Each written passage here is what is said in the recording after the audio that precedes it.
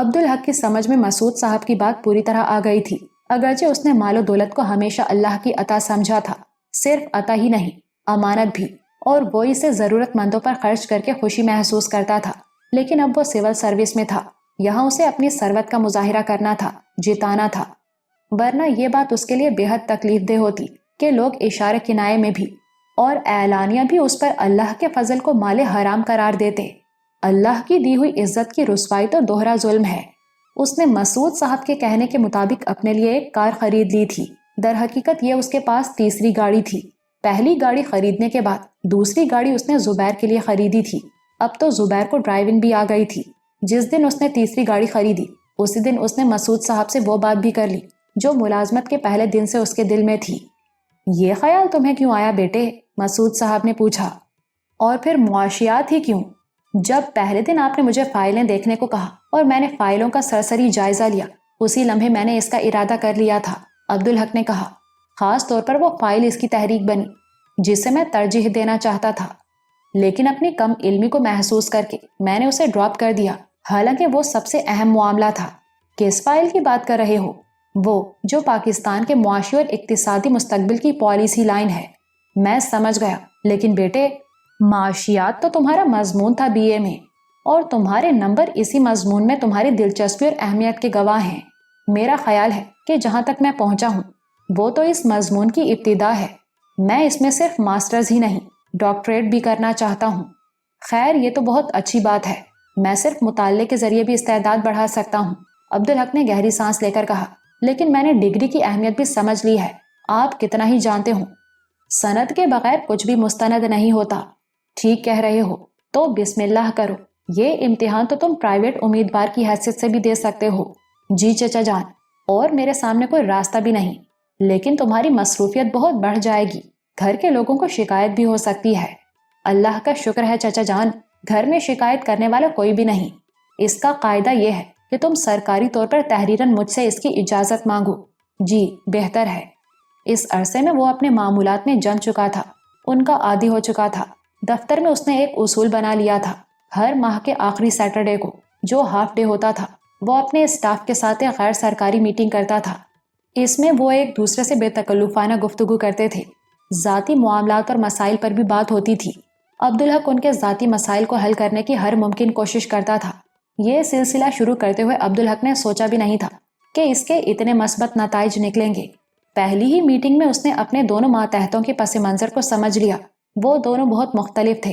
ذوالفقار لاہور کا رہنے والا تھا، وہ اپنے بہن بھائیوں میں سب سے بڑا تھا، اس کی منگنی ہو چکی تھی اور امکان تھا کہ اگلے سال اس کی شادی بھی ہو جاتی۔ اس کی ملازمت کو ابھی 2 سال بھی نہیں ہوئے تھے۔ شمریز کا تعلق مری سے تھا، وہ شادی شدہ تھا اور اس کے 3 بچے تھے، 2 بیٹے اور 1 بیٹی۔ اس لحاظ سے لاہور اس کے لیے پردیس تھا۔ اس کے گاؤں کا ایک دوست یہاں کسی بنگلے میں چوکیدار تھا۔ اس نے اپنے صاحب سے شمریز خان کے لیے اجازت لے لی تھی کہ وہ اس کے سرونٹ کوارٹر میں رہ سکتا ہے۔ یہ شمریز کے لیے بہت بڑی سہولت تھی۔ دوسری میٹنگ میں شمریز نے ڈرتے ڈرتے عبدالحق سے کہا، سر میں ایک بات کہنا چاہتا ہوں۔ تو جھجک کیوں رہے ہو؟ عبدالحق نے کہا۔ شاید ابھی اس کے ماتحت اس میٹنگ کے بنیادی فلسفے کو نہیں سمجھ سکے تھے۔ اس وقت تم لوگ مجھ سے کوئی بات بھی کر سکتے ہو، نہ میں افسر ہوں اور نہ تم ماتحت، اس وقت ہم دوست ہیں۔ مگر شمریز اب بھی جھجک رہا تھا۔ ڈرتا ہوں سر کہ آپ ناراض نہ ہو جائیں۔ پھر وہی بات، اس میٹنگ میں تم مجھ سے آزادی سے بات کر سکتے ہو۔ وہ سر آپ نے اپنے لیے گاڑی لی ہے نا؟ ہاں ہاں آگے بولو۔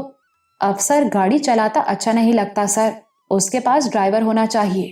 عبدالحق مسکرایا۔ بات تو ٹھیک ہے تمہاری۔ جی سر جی۔ اب شمریز پھر جھجک رہا تھا۔ تو کوئی ڈرائیور ہے تمہاری نظر میں؟ جی سر، پر میں اس کے بارے میں بعد میں بتاؤں گا، ابھی تو ایک اور بات ہے۔ وہ بھی بول دو۔ ابھی جمعے کو 25 دسمبر کی چھٹی ہے سر جی۔ ہفتے کی چھٹی مل جائے تو میں بچوں کے پاس گھر جا سکتا ہوں۔ ذوالفقار تمہیں درخواست لکھ دے گا، میں منظور کر دوں گا۔ اور کچھ؟ جی سر، میں چاہتا ہوں کہ آپ بھی بچوں کے ساتھ میرے ساتھ چلیں۔ بچوں کا سن کر عبدالحق کے دل میں ہوک سی اٹھی۔ وہ تو اس نعمت سے محروم تھا، ویسے وہ جانتا تھا کہ بچوں سے شمریز کی مراد فیملی ہے۔ یہ لوگ بیوی کا تذکرہ نہیں کرتے تھے، بچے ہوں یا نہ ہوں، کہا یہی جاتا ہے کہ بچوں سے ملنے جانا ہے۔ تمہارا مطلب ہے کہ میں فیملی کے ساتھ مری چلوں؟ جی سر۔ مگر شمریز خان، یہ مری تو پہاڑی علاقہ ہے نا، تو وہاں تو لوگ موسم گرما میں جاتے ہیں، اس وقت تو وہاں سردی ہوگی بہت۔ سردی تو ہوگی سر، لیکن ایک نظارہ بھی ہوگا۔ کیسا نظارہ؟ برف باری کا سر، 25 دسمبر کو ہر حال میں برف گرتی ہے سر۔ عبدالحق کا دل اشتیاق سے بھر گیا، اس نے برف باری کبھی نہیں دیکھی تھی، گھر میں کسی نے بھی نہیں دیکھی تھی۔ اماں دیکھیں گی تو کتنا خوش ہوں گی، اس نے سوچا۔ لیکن شمریز، برف باری کے بعد تو راستے بند ہو جاتے ہوں گے، واپسی کیسے ہوگی؟ یہ برف باری کا موسم نہیں ہے سر جی، اللہ کی قدرت ہے کہ 25 دسمبر کو برف ضرور گرتی ہے، بس ایک دن۔ برف کا سیزن تو آدھے جنوری کے بعد شروع ہوتا ہے سر جی، ہم جمعرات کو چلیں گے اور اتوار کو واپس آ جائیں گے، اور ہم رہیں گے کہاں؟ کمال کرتے ہیں سر جی، اپنا گھر ہے نا وہاں، شمریز نے کہا۔ پھر اسے عبدالحق کی ہچکچاہٹ کا اندازہ ہو گیا۔ ویسے سر وہاں ہوٹل بھی بہت ہیں، پر آپ کو اس کی کیا ضرورت ہے؟ آپ کو وہاں بنگلہ مل جائے گا۔ تو پھر ٹھیک ہے، ہم چلیں گے، اور شمریز خان خوش ہو گیا۔ عبدالحق نے گرم کپڑوں کا خاص طور پر اہتمام کیا تھا۔ برف باری اس کے لیے محض ایک تصور تھی، جس کا دوسرا مطلب نہایت درجے کی سردی تھی۔ اس نے موزوں اور دستانوں کا بھی خیال رکھا تھا۔ ایک دن پہلے اس نے شمریز سے راستوں اور سڑکوں کے بارے میں استفسار کیا۔ سڑک تو پکی ہے سر، لیکن راستے خطرناک ہیں، شمریز نے کہا۔ پہاڑی علاقے تو ہوتے ہی خطرناک ہیں، ایک طرف پہاڑ ہوتا ہے تو دوسری طرف کھائی۔ مجھے نہیں معلوم کہ میرے ڈرائیور کو ان سڑکوں کا تجربہ ہے یا نہیں۔ عبدالحق کے لہجے میں تشویش تھی۔ تو میں حاضر ہوں سر۔ کیا مطلب؟ میں ڈرائیو کر لوں گا سر۔ تمہیں ڈرائیونگ آتی ہے؟ ہمارے ہاں بچے ہوش سنبھالتے ہی ڈرائیونگ سیکھ لیتے ہیں سر، شمریز نے فخریہ لہجے میں کہا۔ عبدالحق چند لمحے سوچتا رہا، پھر اس نے فیصلہ کر لیا کہ یعقوب کی نسبت شمریز ہی بہتر رہے گا، وہ راستے اس کے لیے جانے پہچانے ہوں گے۔ ٹھیک ہے شمریز خان، اس نے کہا۔ اس شام عبدالحق نے خاص طور پر شاپنگ کی، خصوصی شاپنگ۔ اس کے لیے اسے اپنے وجدان کا سہارا لینا پڑا، مگر وہ اعتماد سے نہیں کہہ سکتا تھا کہ اس نے مناسب چیزیں خریدی ہیں، وہ بس دعا ہی کر سکتا تھا۔ اگلی شام کو وہ روانہ ہوئے۔ ابتدائی میں عبدالحق کو اندازہ ہو گیا کہ یعقوب کے مقابلے میں شمریز کہیں اچھا ڈرائیور ہے، جبکہ یعقوب بھی بہت اچھا ڈرائیور تھا، مگر شمریز کی خوبی یہ تھی کہ تیز رفتاری کے باوجود وہ اتنے کنٹرول سے ڈرائیو کرتا تھا کہ گاڑی میں بیٹھے ہوئے لوگوں کو خوف محسوس نہیں ہوتا تھا، بلکہ لطف آتا تھا۔ جی ٹی روڈ پر ٹریفک رات کو بھی ہیوی تھا، مال بردار ٹرکوں کی تعداد بہت زیادہ تھی۔ وہ کوئی آسان ڈرائیو نہیں تھی، لیکن شمریز خود کو بہت اچھا ڈرائیور ثابت کر رہا تھا۔ رات 2:30 بجے وہ راولپنڈی پہنچے۔ اب کیا حکم ہے سر؟ شمریز نے پوچھا۔ کیا مطلب؟ سفر جاری رکھنا ہے یا یہاں رکنا ہے؟ مری تک کتنی دیر کی ڈرائیو ہے؟ اس وقت تو 3 گھنٹے لگیں گے سر، رات ہے نا۔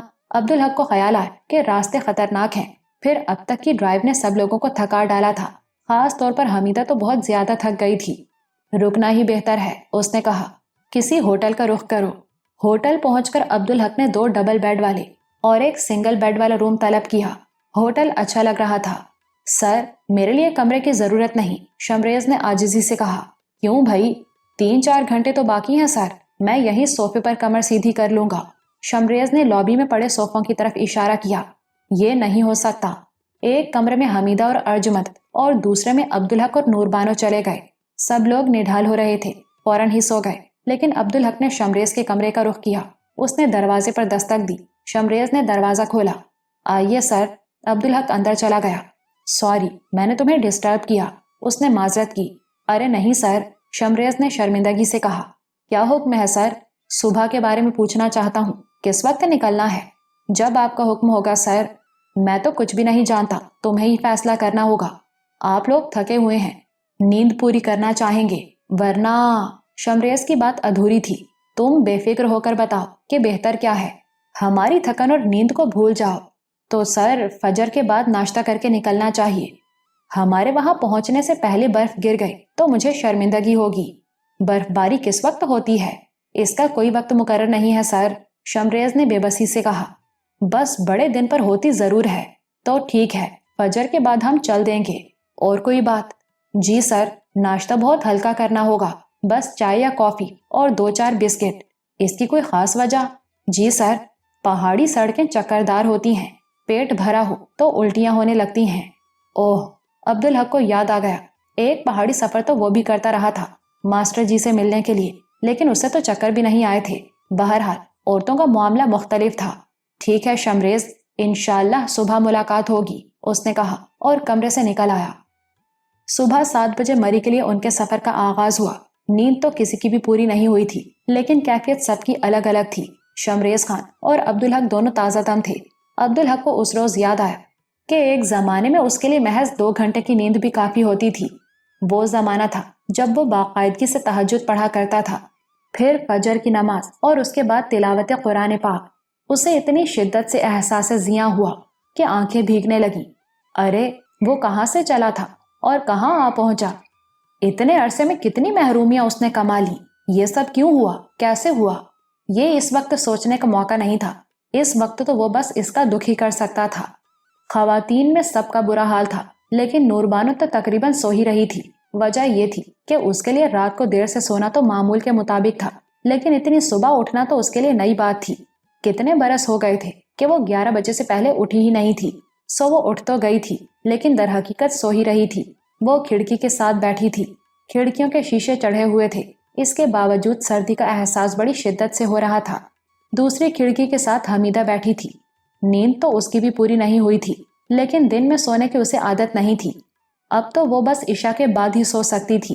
وہ کھڑکی سے باہر دیکھ رہی تھی، وہی لاہور جیسی سڑکیں، کوئی نئی بات نہیں۔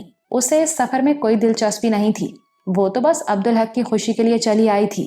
ہاں، یہ تجسس ضرور تھا کہ برف کیسے گرتی ہوگی۔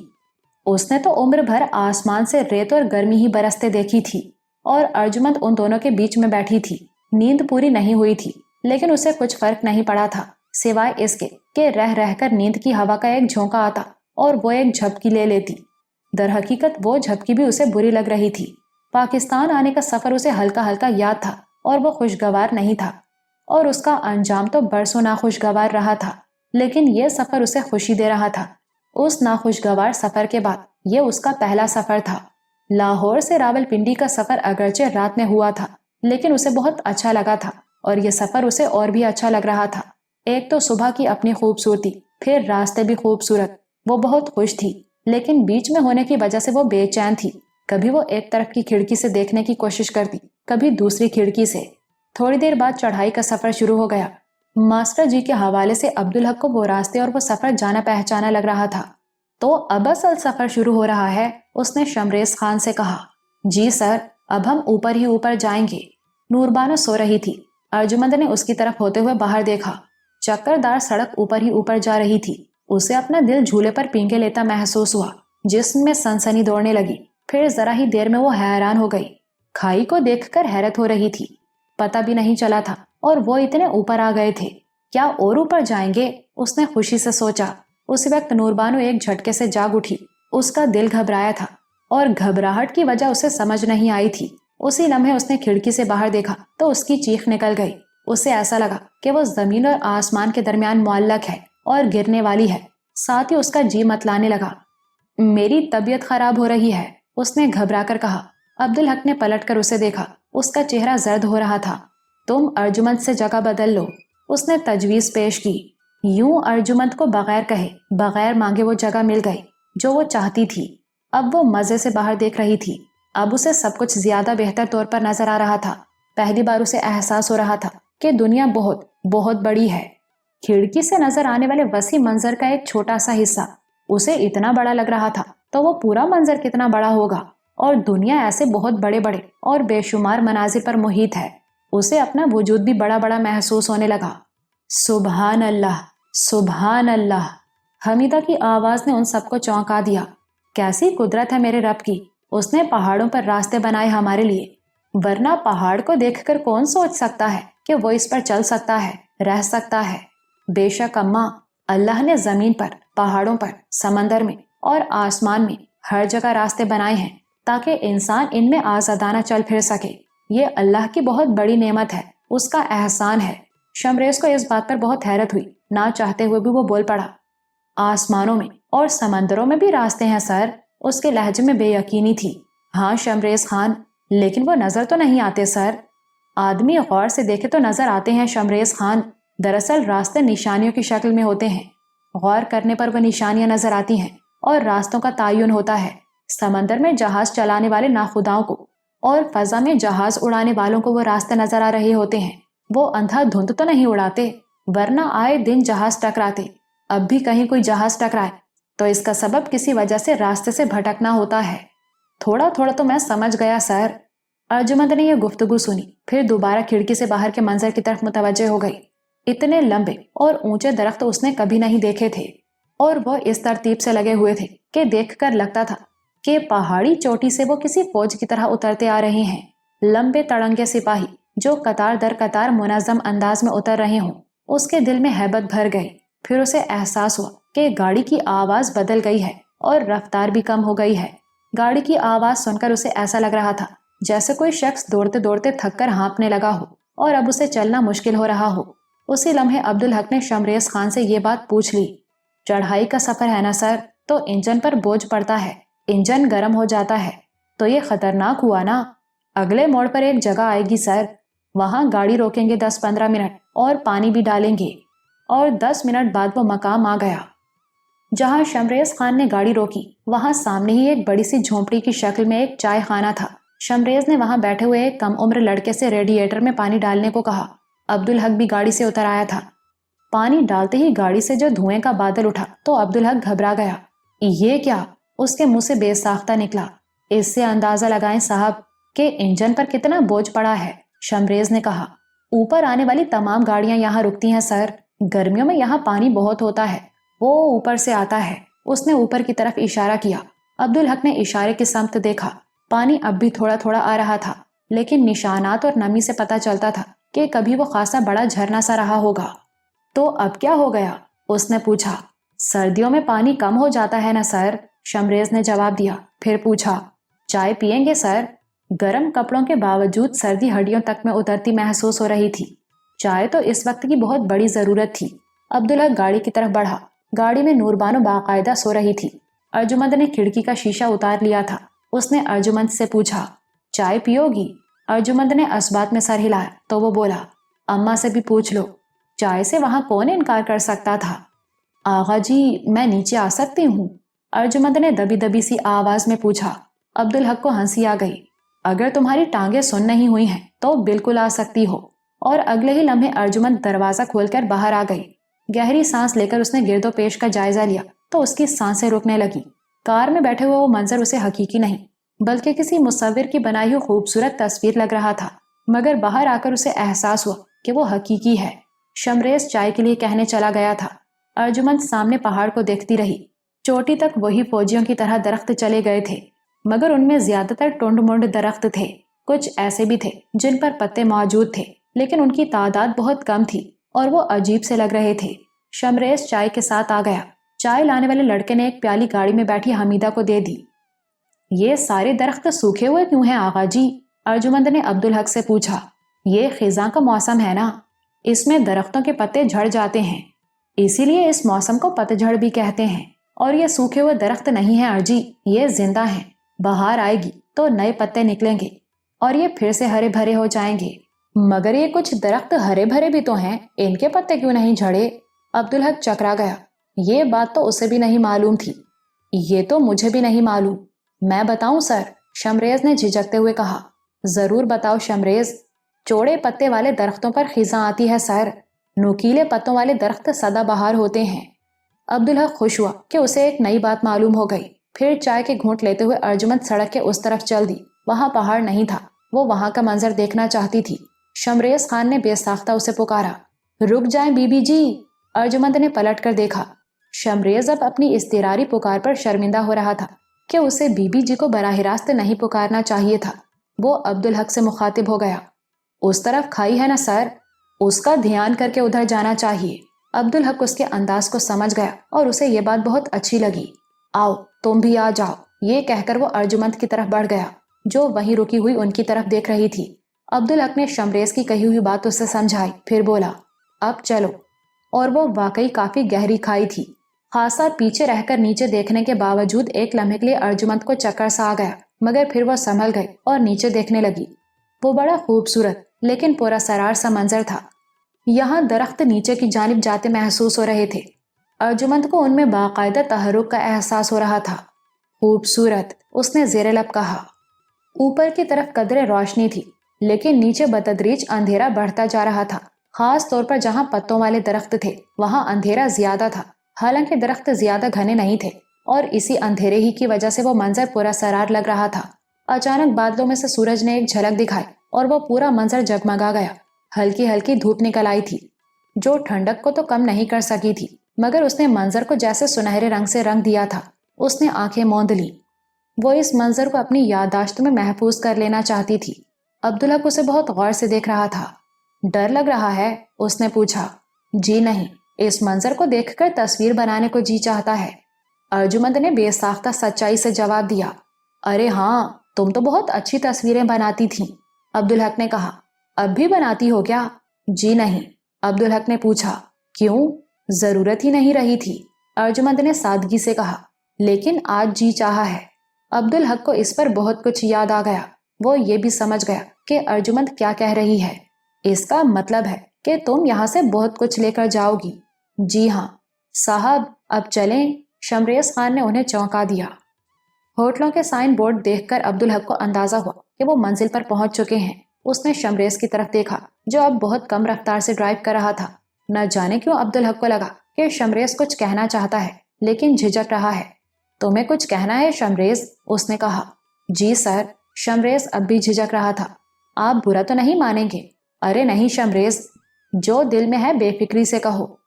یہ بات تو میں خود تم سے کہنے والا تھا، عبدالحق نے کہا۔ شمریز حیرت سے اسے دیکھ رہا تھا۔ بات یہ ہے شمریز کہ ناشتہ ہم تمہارے گھر ہی کریں گے۔ شمریز نے ممنونیت سے اسے دیکھا۔ اب وہ پرسکون نظر آ رہا تھا۔ اس کا خیال تھا کہ صاحب نے اندازہ لگا لیا کہ وہ کیا کہنا چاہتا ہے۔ اب یہ ان کا بڑا پن ہے کہ انہوں نے اس کی انکہی التجا کو اپنی فرمائش بنا دیا۔ لیکن وہ یہ دیکھ کر حیران رہ گیا کہ عبدالحق اس کے گھر کے ہر فرد کے لیے کوئی نہ کوئی تحفہ لایا ہے۔ صاحب لوگ ملازموں کی بات کہاں غور سے سنتے ہیں، لیکن یہ صاحب مختلف تھا۔ اس نے اس کو اپنے گھر کے لوگوں کے بارے میں جو کچھ بتایا تھا وہ اسے یاد تھا۔ اسے اس کے گھر کا ہر فرد یاد تھا۔ وہ ایک بڑے کمرے میں تھے جو آرائش کے اعتبار سے بہت سادہ لیکن بہت آرام دہ تھا۔ آتش دان کی وجہ سے کمرے میں بڑی خوشگوار تمازت تھی۔ وہاں بیٹھنے کے بعد انہیں احساس ہوا کہ باہر کتنی سردی ہے۔ شمریز نے عبدالحق کو اپنے باپ اور چھوٹے بھائی سے ملوایا۔ اس کے بھائی کا نام نوریز تھا۔ اس کی عمر کے بارے میں عبدالحق کا اندازہ تھا کہ وہ 19-20 برس کا ہوگا۔ وہ دبلا پتلا اور دراز قد تھا، چہرے پر بچوں کی سی معصومیت تھی۔ شمریز آپ کی بہت تعریف کرتا ہے صاحب۔ شمریز کے باپ کا لہجہ شمریز سے بہت مختلف تھا۔ شمریز خود بہت اچھا ہے نا جناب، اس لیے۔ ذرا دیر میں ہی انہیں ناشتہ مل گیا۔ وہی عام سا ناشتہ تھا، فرائی انڈے اور پراٹھے، لیکن نہ جانے کیوں بہت مختلف اور بہت اچھا لگ رہا تھا۔ ان سبھی نے طبیعت سے ناشتہ کیا۔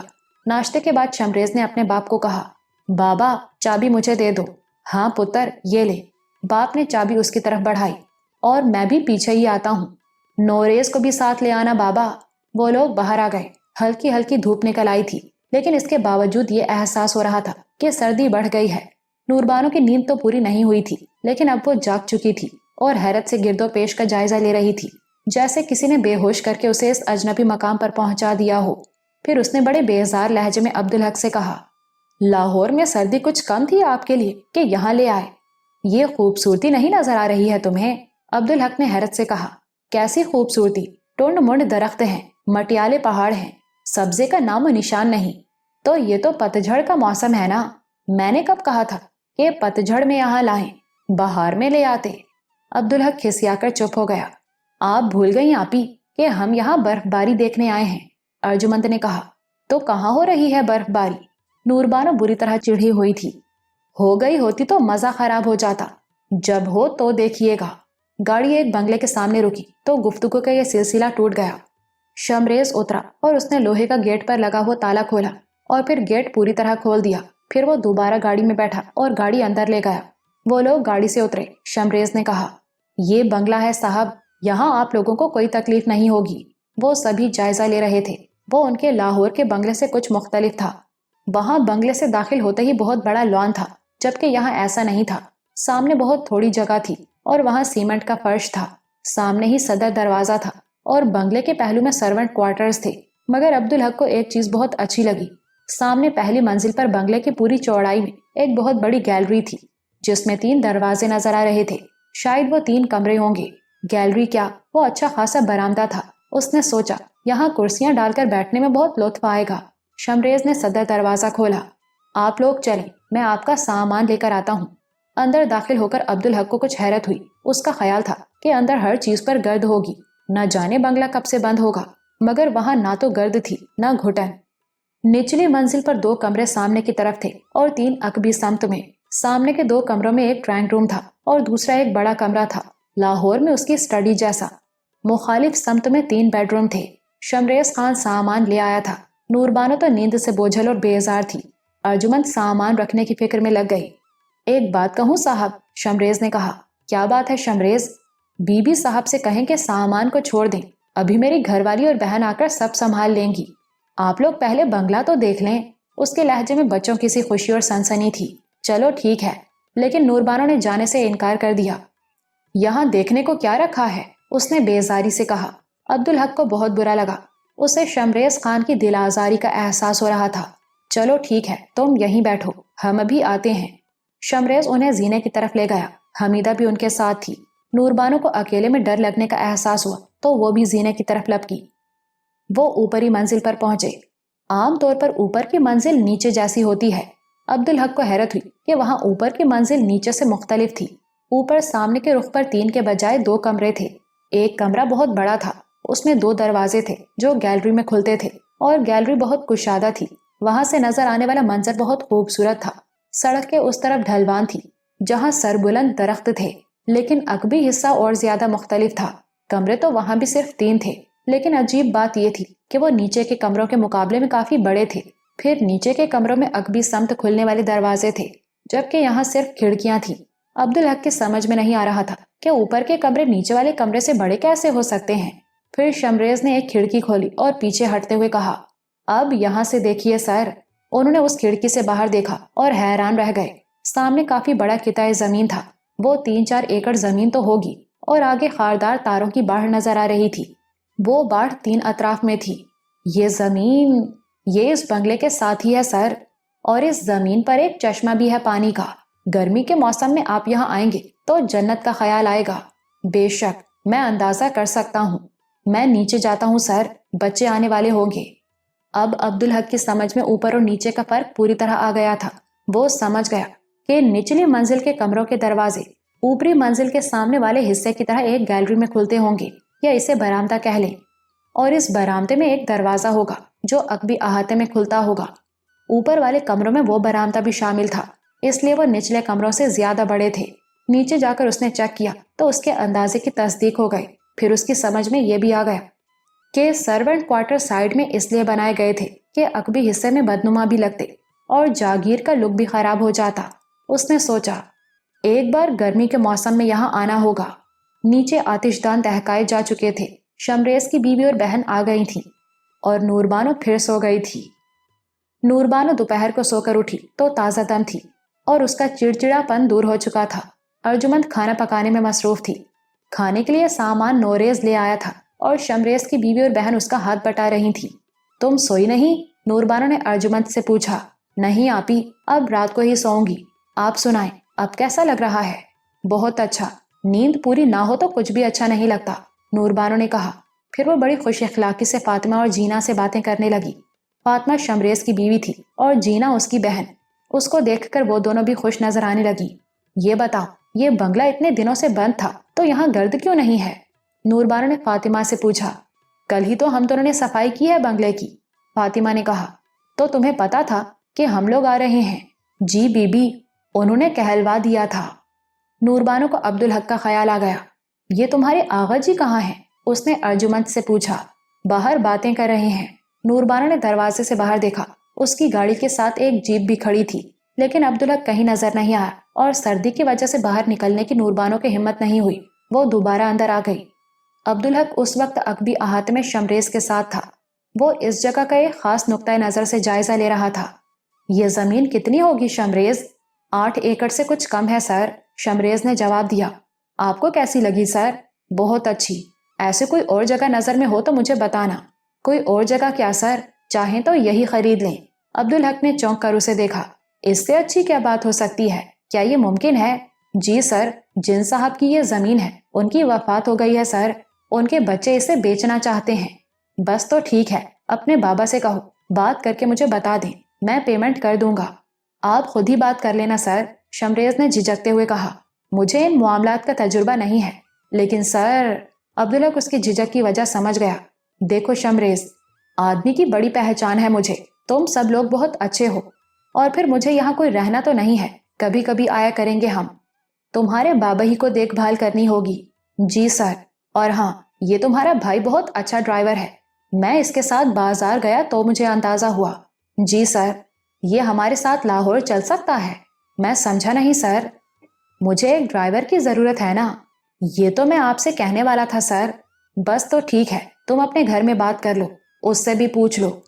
اس کی ضرورت نہیں سر، یہ تو آپ کا احسان ہوگا ہم سب پر۔ اسی وقت نوریز دوڑتا ہوا ان کی طرف چلا آیا۔ بی بی آپ کو بلا رہی ہیں سر جی۔ ان کے اصرار کے باوجود شمریز کے ہاں سے کسی نے بھی کھانے پر ان کا ساتھ نہیں دیا۔ عبدالحق بھی یہ سوچ کر رہ گیا کہ ان کے ساتھ بیٹھ کر وہ تکلف کرتے اور ٹھیک طرح سے کھانا نہیں کھاتے۔ ان لوگوں نے بعد میں کھانا کھایا، اور وہ بھی سرونٹ کوارٹر میں۔ کھانے کے بعد عبدالحق نے شمریز سے کہا، یہ بتا کہ تم نے جیپ کیوں رکھی ہوئی ہے؟ یہاں جیپ زیادہ کارآمد ہے سر، یہ 4 ویل ڈرائیو ہے، بہت تنگ موڑ بھی کاٹ لیتی ہے۔ 4 ویل ڈرائیو کا مطلب عام گاڑیوں کے 2 ویل چلتے ہیں، جیپ میں جب آپ چاہیں تو 4 ویل چلتے ہیں۔ عبدالحق کی سمجھ میں نہیں آیا، شمریز کو عملی مظاہرہ کر کے دکھانا پڑا۔ ٹھیک ہے، لیکن اس کا فائدہ بہت سیدھی چڑھائی میں کام آتا ہے سر، میرا خیال ہے تم مجھے ڈرائیو کر کے دکھاؤ، عبدالحق نے کہا، اور نوریز کو ساتھ لے لو۔ اس کا واقعی فائدہ ہوا۔ عبدالحق کی سمجھ میں آ گیا، بعض مقامات پر موڑ ایسے تھے کہ عام گاڑی کے ساتھ ان سے گزرنا آسان نہیں تھا، جبکہ جیپ ہر طرح کا موڑ کاٹ لیتی تھی۔ تمہیں میرے لیے ایک جیپ بھی خریدنی ہوگی شمریز خان۔ ہو جائے گا سر۔ عبدالحق نوریز سے ڈرائیونگ کے بارے میں سوالات کرنے لگا۔ اچانک شمریز نے کہا، اب واپس چلنا ہے سر۔ عبدالحق نے چونک کر اسے دیکھا۔ خیریت؟ برف پڑنے والی ہے سر۔ عبدالحق کے وجود میں خوشی کی ایک لہر اٹھی۔ یہاں آ کر وہ یہ بھول ہی گیا تھا کہ وہ برف باری دیکھنے کے لیے آئے ہیں۔ دراصل یہ بات اس کے حلق سے نہیں اتری تھی کہ ایک مخصوص دن برف باری ہو سکتی ہے۔ اس نے ادھر ادھر دیکھا، اسے فضا میں غیر معمولی تبدیلی کا ادراک ہوا۔ ٹھیک ہے، واپس چلو۔ نوربانو کو جینا بہت اچھی لگی تھی، وہ بہت تیزی سے اس سے گھل مل گئی تھی۔ جینا اور فاطمہ کے انداز میں بھی اب وہ جھجک نہیں تھی، وہ کچھ بے تکلف ہو گئی تھی، لیکن ایک حد انہوں نے پھر بھی قائم رکھی تھی۔ انہیں کھانا کھائے 1 گھنٹہ ہو گیا تھا۔ جینا نے نوربانو سے کہا، آپ باہر تو نکلیں بی بی صاحب۔ نہیں بھائی، بہت سردی ہوگی، شروع میں لگے گی، پھر جب چلیں گی تو سردی کم ہوتی جائے گی۔ نوربانو نے سوالیہ نظروں سے ارجمند کو دیکھا۔ ارجمند نے اسبات میں سر ہلا دیا۔ نوربانو کو حیرت ہوئی کہ حمیدہ بھی باہر نکلنے کے موڈ میں ہے۔ چلو چلتے ہیں۔ وہ عقبی دروازے سے احاطے میں نکل آئے۔ سردی تو تھی، لیکن نوربانو کو وہاں سانس لینا بہت اچھا لگ رہا تھا۔ لگتا تھا کہ وہاں کی ہوا بہت صاف اور پاکیزہ ہے، اور واقعی کچھ دیر بعد سردی کا احساس کم ہو گیا۔ بنگلے سے خاردار تاروں کی باڑھ تک وہ ایک ہلکی سی لیکن مسلسل چڑھائی تھی۔ سامنے پہاڑی تھی، وہیں کہیں وہ جگہ ہوگی جہاں پانی کا چشمہ تھا۔ اس وقت تو اس کا سوتا خشک تھا، لیکن پانی بہنے کا واضح نشان موجود تھا جو اس کے وجود کی گواہی دے رہا تھا۔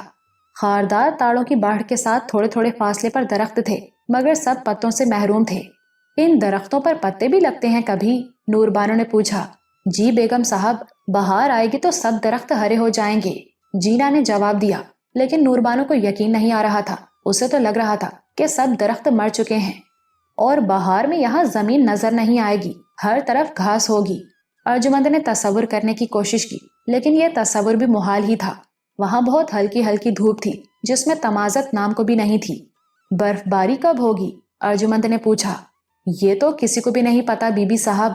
کیا پتا آج ہوگی بھی یا نہیں؟ ارجمند کے لہجے میں مایوسی تھی۔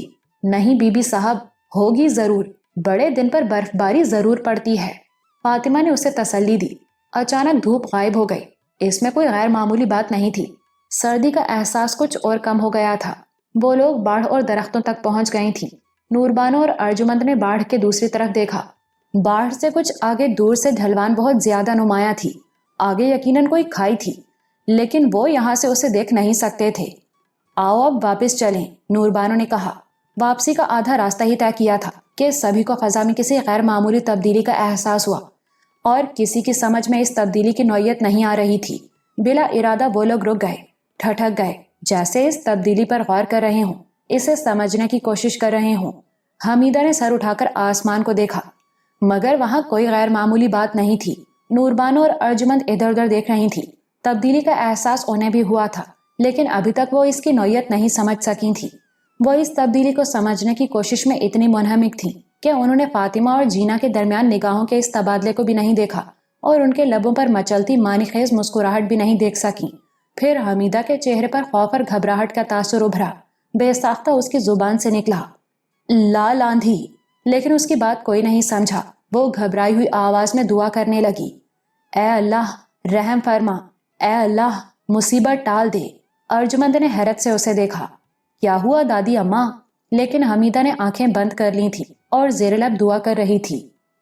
پھر شاید نوربانو اور ارجمند دونوں کی سمجھ میں بات آ گئی۔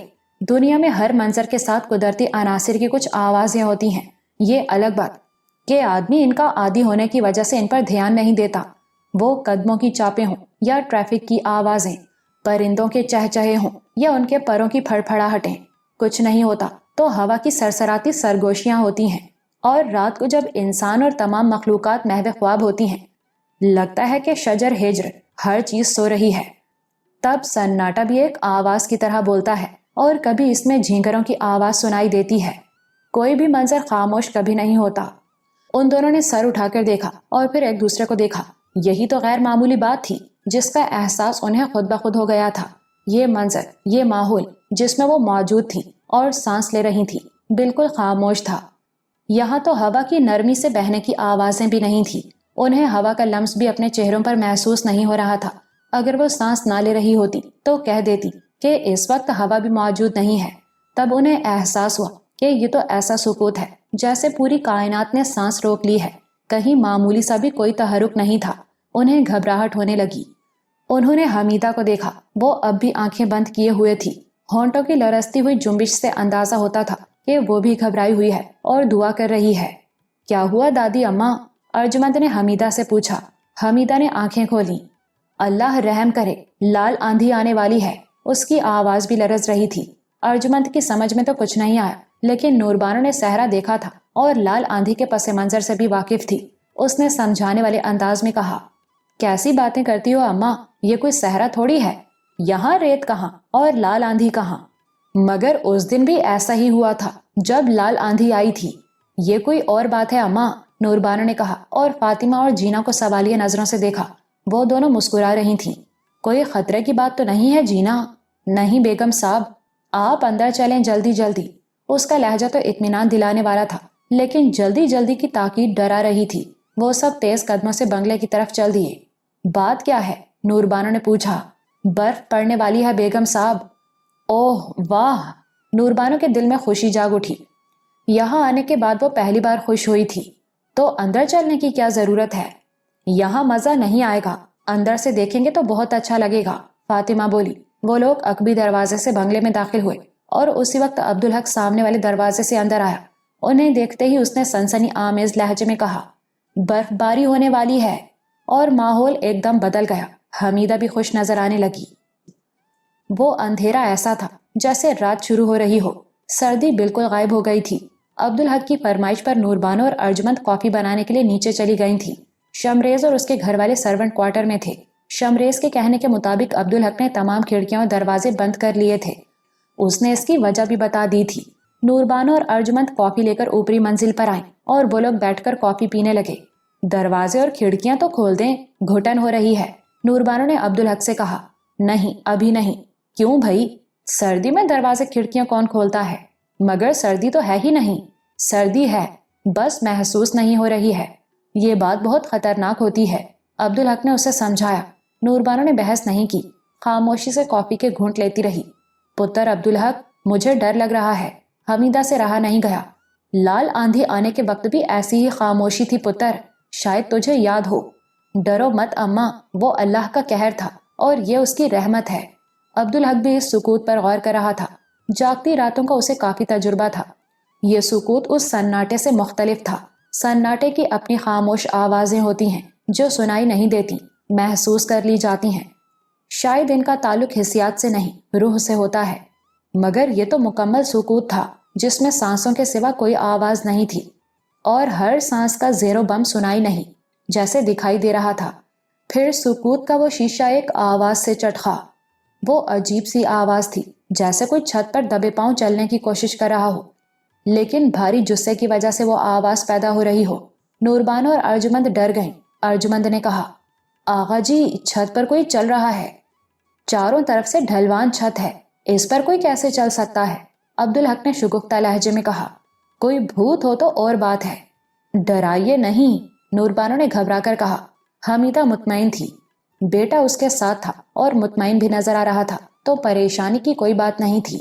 سنو، وہ جو چھت پر چل رہا ہے وہ نیچے بھی چل رہا ہے، عبدالحق نے کہا۔ اور واقعی وہ آواز نیچے سے بھی آ رہی تھی، بلکہ گیلری کی طرف سے بھی آ رہی تھی۔ عبدالحق اٹھا اور اس نے کھڑکیاں کھول دیں۔ آؤ اور دیکھو۔ نوربانو اور ارجمند کھڑکی کی طرف لپکیں۔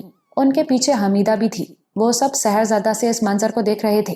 آسمان سے روئی کے بڑے بڑے گالے سے گر رہے تھے۔ ان کے گرنے کے انداز سے پتہ چلتا تھا کہ وہ روئی نہیں ہو سکتی، کیونکہ روئی ہلکی ہوتی ہے، وہ فضا میں اڑتی ہے، اس طرح گر نہیں سکتی، جبکہ یہ یقیناً بھاری تھے اور سیدھے زمین پر گر رہے تھے، اور زمین سے ٹکراتے تو بھت کی آواز سنائی دیتی۔ کچھ دیر تو وہ سب ساکت و صامت سحرزدہ سے کھڑے رہے۔ پھر نوربانو اور ارجمند نے بچوں کی طرح کھڑکی سے ہاتھ باہر نکالے، لیکن پھر وہ مایوس ہو گئیں۔ ان کے ہاتھ پر تو کچھ بھی نہیں گرا تھا۔ پھر ارجمند نے خوشی سے چیخ ماری۔ اس کے ہاتھ پر ایک گالا گرا تھا۔ یہ دیکھیں میرے ہاتھ۔ اس نے ہاتھ اندر کھینچ کر نوربانو کو دکھایا، مگر خود بھی حیران رہ گئی۔ ایک ثانیے کو تو وہ سفید پر کا چھوٹا سا ٹکڑا تھا، مگر فوراً ہی وہ نمی میں تبدیل ہو گیا۔ شاید کچھ تو اس کے جسم کی گرمی سے اور کچھ کمرے کے گرم ماحول سے، جو آتش دان کو سرد کرنے کے باوجود ابھی تک گرم تھا۔ یہاں آئیے آپ لوگ، دوسری طرف سے عبدالحق کی آواز آئی۔ وہ سامنے کے رخ والے کمرے کے دروازے پر کھڑا تھا۔ اس کے لہجے میں بچوں کی سی خوشی اور سنسنی تھی۔ وہ تینوں ادھر گئیں۔ عبدالحق نے گیلری کی طرف کھلنے والا دروازہ کھول دیا تھا۔ گیلری میں پہنچ کر وہ خوش ہو گئی۔ کھڑکی سے جو افسانہ لگ رہا تھا، گیلری میں وہ حقیقت تھی۔ وہاں سے وہ برف باری کا پورا منظر دیکھ رہی تھی، بلکہ گیلری کی ریلنگ پر تو برف جم رہی تھی۔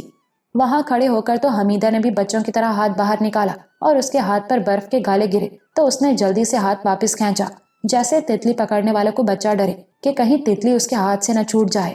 وہ چند لمحے بڑی بے یقینی سے اپنی کلائی سے اوپر تک جمی ہوئی اس برف کو دیکھتی رہی۔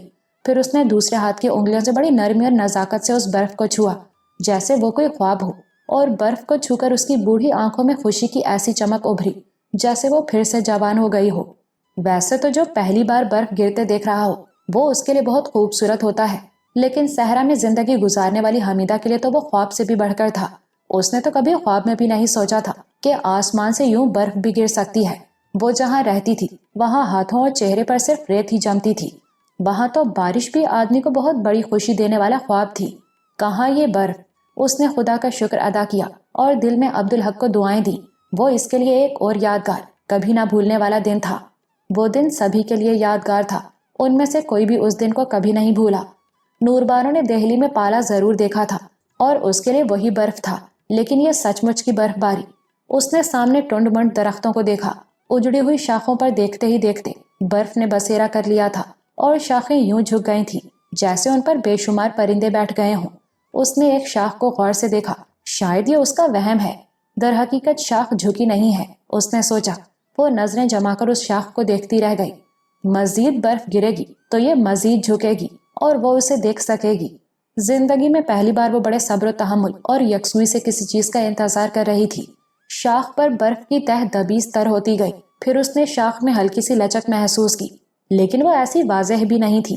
اب بھی وہ اسے فریب نظر ہی لگا، اپنا کوئی وہم۔ اور ارجمند کے لیے تو وہ اس دنیا کا منظر ہی نہیں تھا۔ کہاں وہ ایک کوٹھے کے پنجرے میں قید ایک ننھی سی چڑیا جو آسمان دیکھنے کو بھی ترستی تھی۔ اللہ نے کیسے دن پھیرے کہ اسے آزادی ملی۔ اس نے دیکھا اور جانا کہ دنیا محض ایک کوٹھا نہیں، وہ بہت بڑی ہے، اتنی بڑی کہ آدمی ساری زندگی گھومتا رہے پھر بھی دعویٰ نہ کر سکے کہ اس نے زمین کا چپا چپا دیکھ لیا ہے۔ اور آج اس نے یہ منظر دیکھا جو اس کے حافظے میں ہمیشہ زندہ اور متحرک رہے گا۔ کتنے احسان ہیں اس پر آغا جی کے، یہ خیال اسے پہلی بار آیا اور ذہن میں ہمیشہ کے لیے جم کر بیٹھ گیا۔ یہ خوبصورتی بھی انہوں نے ہی اسے دکھائی ہے، کیا وہ کبھی ان کے احسانات کا صلہ دے سکے گی؟ اس کا دل عبدالحق کی محبت سے سرشار ہو گیا۔ وہ جانتی تھی کہ وہ کتنا بے غرض ہے، پھر اس خوبصورت کیفیت میں اس کے دل میں پھانس سی چبھی۔ پھوپھو زندہ ہوتی، وہ بھی یہ منظر دیکھتی تو کتنا اچھا ہوتا، کتنا خوش ہوتی وہ، مگر فوراً ہی جوابی سوچ ابھری، وہ ہوتی تو وہ خود یہاں نہ ہوتی، وہ تو کوٹھے پر ہوتی اور وہ ان کے ساتھ ہوتی۔ ارے یہ تو اللہ کا کرم ہے، اس نے شرمندگی سے سوچا، اللہ نے ہی مجھے عزت اور آبرو کے ساتھ آزادی عطا فرمائی، اللہ نے ہی آغا جی کو نہیں، صرف آغا جی کو نہیں، آپی اور دادی اماں کو میرے لیے مہربان بنایا، ورنہ یہ سب لوگ تو اجنبی تھے، مجھے جانتے بھی نہیں تھے۔ اس نے سوچا مغرب کے بعد وہ شکر کے 2 نفل ضرور پڑھے گی۔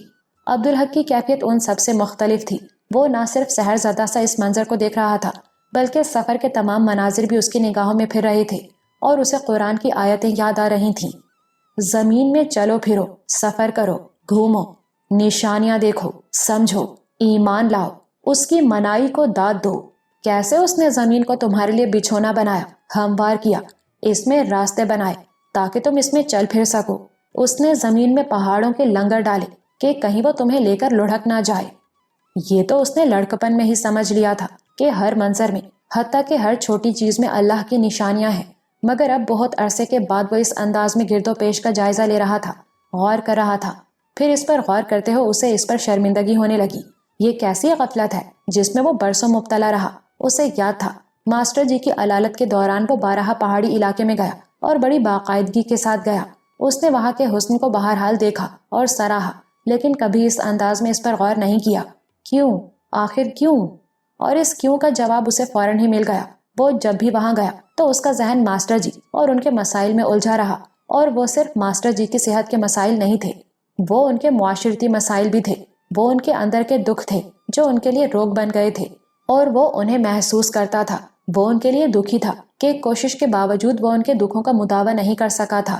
وہ بوڑھا شخص جس نے ساری زندگی اولاد کے لیے محنت کی تھی، ان کی ضرورتوں اور خوشیوں کا خیال رکھا تھا، جب اس پر وہ وقت آیا کہ اولاد اس کا خیال رکھے تو اولاد نے اسے اچھوت بنا کر ایک تنگ و تاریک کوٹری میں ڈال دیا۔ چلو یہاں تک بھی ٹھیک تھا، لیکن اس سے سینیٹوریم میں آ کر ملنے کے لیے بھی اس کے بیٹوں میں سے کوئی وقت نہیں نکال سکا۔ سر توڑ کوشش کے باوجود عبدالحق ان میں سے کسی کو بھی قائل نہیں کر سکا، وہ ماسٹر جی کو یہ خوشی نہ دلا سکا۔ یوں وہ پہاڑی علاقے میں کئی بار جانے کے باوجود اس پر غور نہیں کر سکا، بلکہ صحیح معنوں میں اسے دیکھ بھی نہیں سکا۔ یہ زندگی کی الجھنیں تھیں، دنیا کے جھنجھٹ تھے، ان میں الجھ کر آدمی کچھ بھی دیکھ اور سوچ نہیں سکتا، اور اس نے تو برسوں میں نہ کچھ دیکھا تھا نہ سوچا تھا۔ پاکستان آنے کے بعد وہ اپنی خاندانی حویلی کو ریت میں دبے ہوئے گاؤں کو برآمد کرانے میں الجھا رہا، پھر نوربانو کے چچا کی تلاش میں لاہور آ گیا، اس کے بعد شادی، پھر لاہور منتقلی، اور اب یہ ملازمت۔ زندگی کے جھنجھٹ تھے کہ پھسلتے ہی چلے جا رہے تھے۔ ہاں ان برسوں میں اسے مشاہدات کا خزانہ ملا تھا، لیکن وہ دنیاوی تھا۔ اس نے بھانت بھانت کے لوگ دیکھے، انسانوں کی مجبوریاں، ان کی بے بسی، ان کی محرومیاں، ان کے دکھ اور ان کے عذاب۔ جہاں تک ہو سکا اس نے لوگوں کے دکھ بانٹے، ان کے مسائل حل کرنے کی کوشش کی، لیکن بہرحال یہ مشاہدہ حق تو نہیں تھا۔ چپے چپے پر ہر شے میں بکھری ہوئی اللہ کی نشانیاں تو وہ نہیں دیکھ پایا تھا۔ اس نے جھنجھلا کر سوچا، یہ میں تو نہیں ہوں جو کبھی تھا، میں تو آگہی کی راہ پر چلتے چلتے نہ جانے کب دنیا کے میلے میں کھو گیا، بھیڑ میں گم ہو گیا۔ یہ میرا راستہ تو نہیں، مجھے دنیا میں الجھنے کی ایسی کیا ضرورت ہے؟ اسی لمحے اسے اپنی ملازمت بری لگنے لگی۔ ملک و قوم کی کیا خدمت کر رہا ہوں میں، یہ کام تو کوئی اور بھی کر سکتا ہے۔ اس نے موازنہ کیا تو احساس ہو کہ وہ پہلے زیادہ خوش تھا۔ اسے مولوی مہر علی بڑی شدت سے یاد آئے۔ اس نے سوچا پہلی فرصت میں وہ حق نگر جا کے ان سے بات کرے گا۔ دیکھیں تو سڑک پر کتنی برف جم گئی ہے۔ نوربانو کی آواز نے اسے چونکا دیا۔ اس نے دیکھا تو اسے اپنی آنکھوں پر یقین نہیں آیا۔ واقعی اتنی دیر میں کافی برف گر چکی تھی، گرد و پیش بالکل سفید ہو گیا تھا، کہیں بھی زمین نظر نہیں آ رہی تھی۔ اب باہر چلے نا، نوربانو نے کہا۔ ابھی نہیں، مغرب پڑھ کر چلیں گے، ٹوپیاں ضرور پہن لیجئے گا آپ لوگ، عبدالحق نے کہا۔ اور برف باری رک گئی تو؟ انشاءاللہ نہیں رکے گی۔ اور مغرب کے بعد وہ لوگ عقبی دروازے سے نکلے تو برف باری کا سلسلہ جاری تھا، ہر طرف برف ہی برف نظر آ رہی تھی۔ رات ہو گئی تھی لیکن برف کی وجہ سے اندھیرا نہیں لگ رہا تھا۔ ایسا لگتا ہے کہ آسمان سے پھول برس رہے ہیں، ارجمند نے خوشی سے کہا۔ ہاں ارجی، اللہ میاں تم پر پھول برسا رہے ہیں، نوربانو نے محبت سے کہا۔ وہ لوگ خاردار تاروں کی باڑھ تک گئے، اس کے پار ڈھلان پر برف چمک رہی تھی۔ ہم اس طرف نہیں جا سکتے کیا؟ ارجمند چھوٹی سی بچی بن گئی تھی۔ رات کے وقت یہ مناسب نہیں، अब्दुल हक ने उसे समझाया। और फिर उधर जाने की क्या जरूरत है, हम सड़क की तरफ से चलेंगे, ढलानों पर बर्फ खतरनाक भी हो सकती है। तो फिर बाहर चलें, अर्जुमंद ने बेसब्रेपन से कहा। कल सुबह चलेंगे। सूरज निकला और बर्फ पिघल गई तो?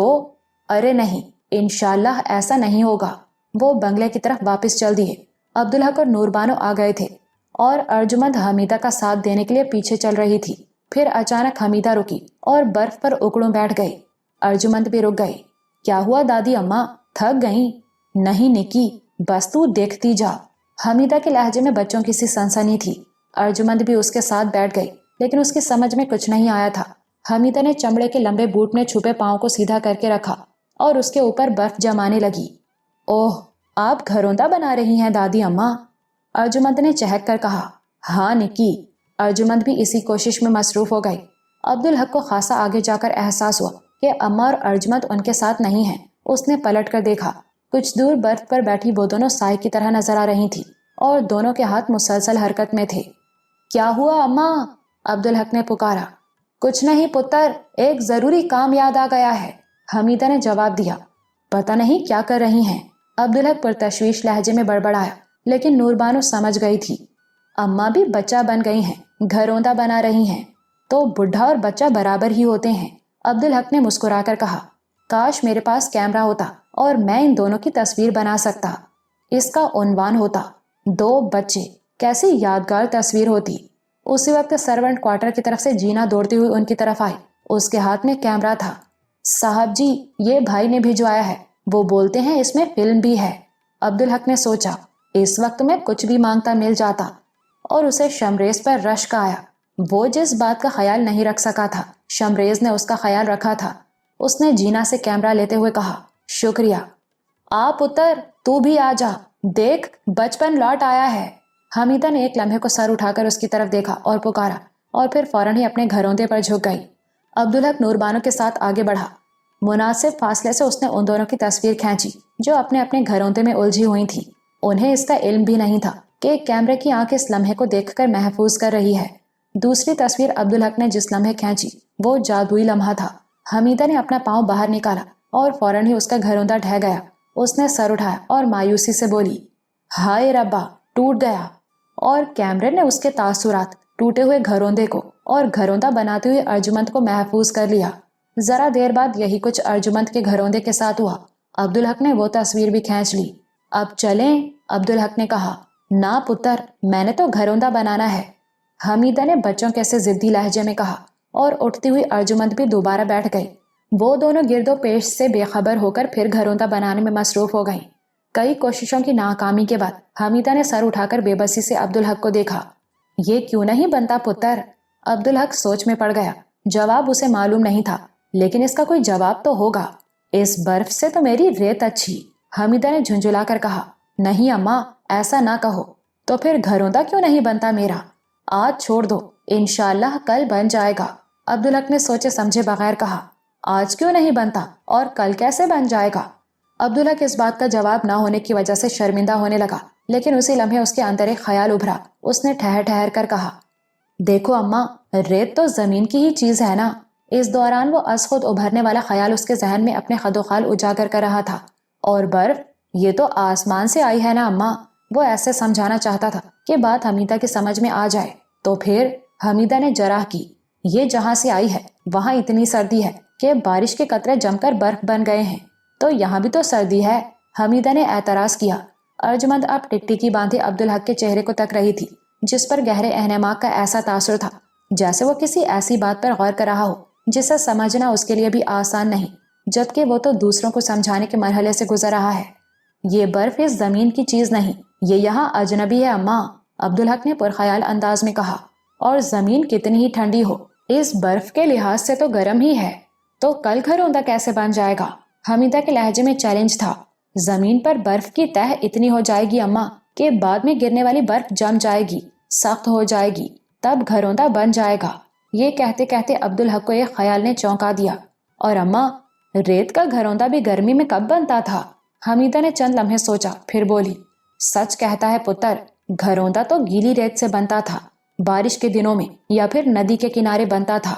हाँ अम्मा, زمین پر پڑی ہوئی برف جس جگہ تک زمین کے اندر کی گرمی کو جذب کرے گی تو اس سے اوپر کی برف ویسی ہی ٹھنڈی رہے گی جیسی آسمان سے آئی ہے، پھر وہ جم کر سخت ہوگی، تب تم گھروندا بنا سکو گی۔ میں سمجھ گئی پتر، حمیدہ نے سر ہلاتے ہوئے کہا۔ آپ کتنے عقل مند ہیں آغا جی، ارجمند نے بے ساختہ ستائشی لہجے میں کہا۔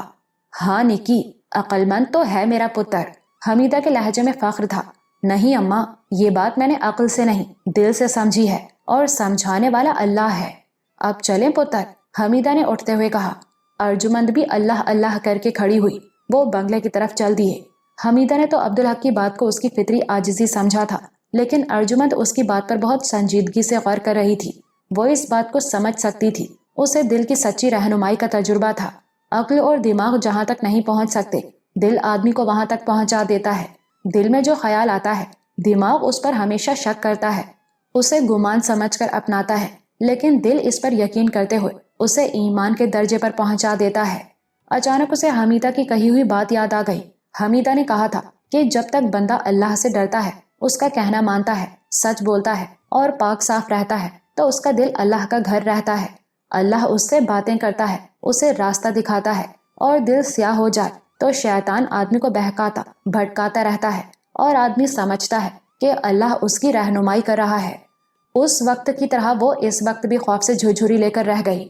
دل کو پاک صاف رکھنا چاہیے۔ اسی لمحے اسے خیال آیا کہ آغا جی کا دل کیسا روشن اور پاک صاف ہے۔